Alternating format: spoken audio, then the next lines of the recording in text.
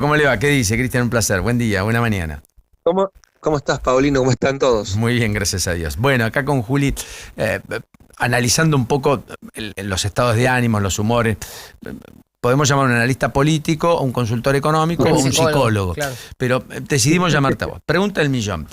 ¿Estamos en Sí, perspectiva señor. de que el presidente tocó piso en términos de imagen y que efectivamente en mayo empezó a recuperar y por lo tanto hay alguna solidez, pese a que anuncios respecto a indicadores de mayo tampoco son todo lo venturoso que el gobierno imaginaba y por eso Caputo habla de una recuperación a partir de junio? Sí, a ver, es coincidente la recuperación en términos de imagen positiva, comparado a lo que fue la última medición de mayo. Por lo menos que nosotros lo hicimos a principios de mayo. Ujú. El traqueo de final de mes y de ahora estamos observando una recuperación. Tampoco una recuperación exponencial, ¿no? Una recuperación que marca que el nivel de aprobación de mayo fue el peor que tuvo el presidente a principios de mayo, finales de abril. Fue el Desde peor que que fue tuvo el presidente, desde que es presidente. desde que fue presidente. Pero creo yo también es producto, más allá de los indicadores económicos que no son positivos, es porque bajó un poco también la espuma del caso Adorni, que es un agravante, no es un detonante a la caída del presidente, pero eso es un agravante. Lo que lo hace crecer o bajar al presidente es la economía, pero la economía de bolsillo, no la del Excel.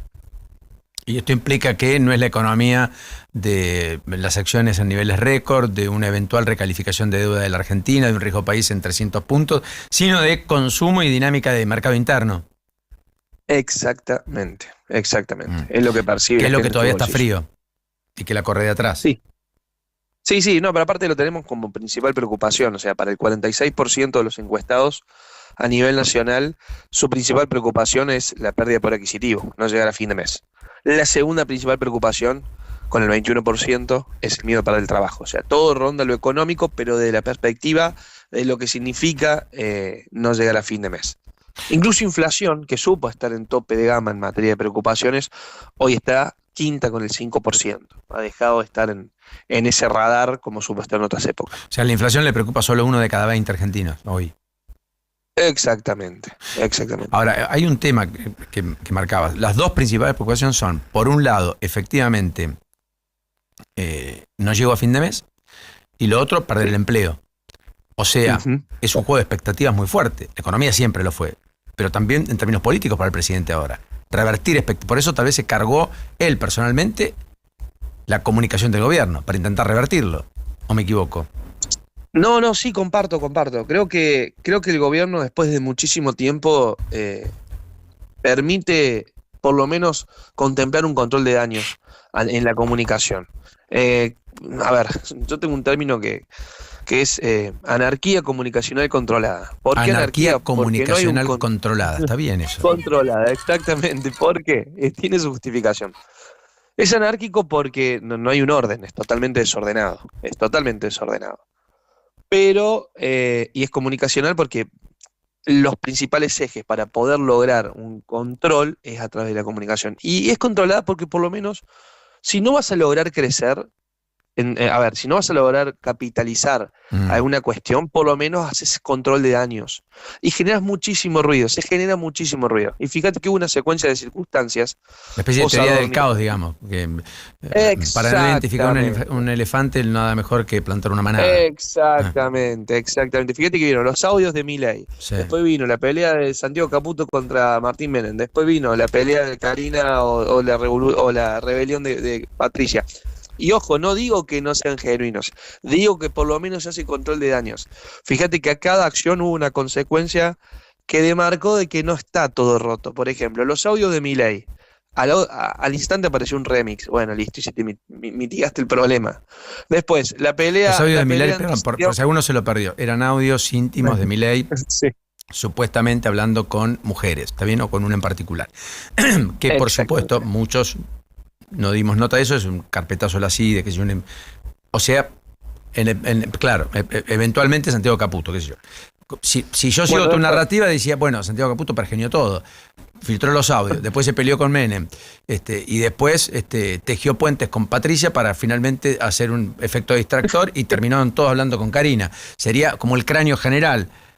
y sí, es muy difícil. A ver, no es para armar un esquema conspiranoico, ni mucho menos, pero es bastante claro, ¿no? el eje, porque fíjate que no hubo consecuencias.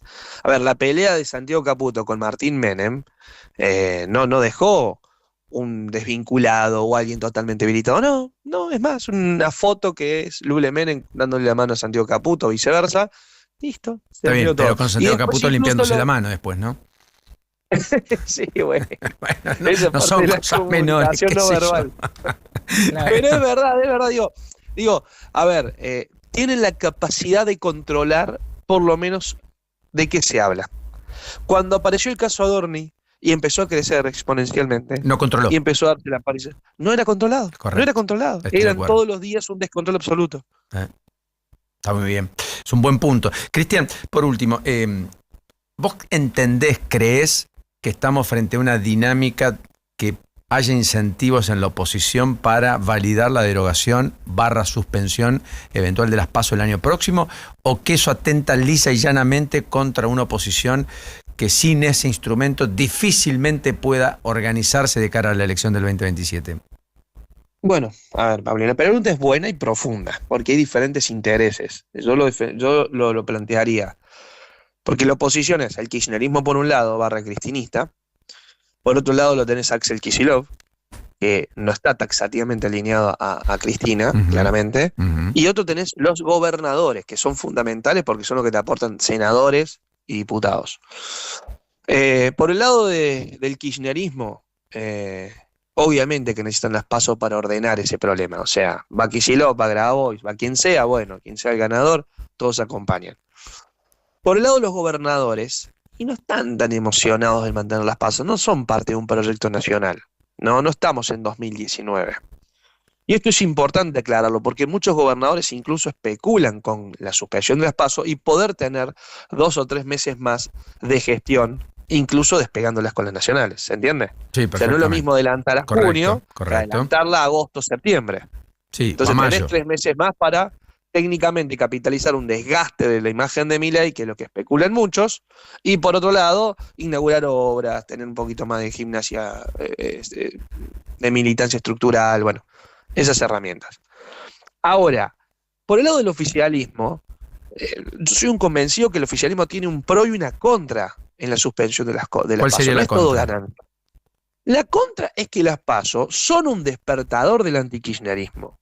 Pasó en 2019, incluso pasó el año pasado con las elecciones de septiembre, que funcionaron como una especie de paso. O sea, el antikirchnerismo, que está apático con Milei, se queda en su casa y no vota, porque no está enamorado de la gestión. No dice es un éxito rotundo, hay que acompañarlo. Pero si vuelve el pasado, va.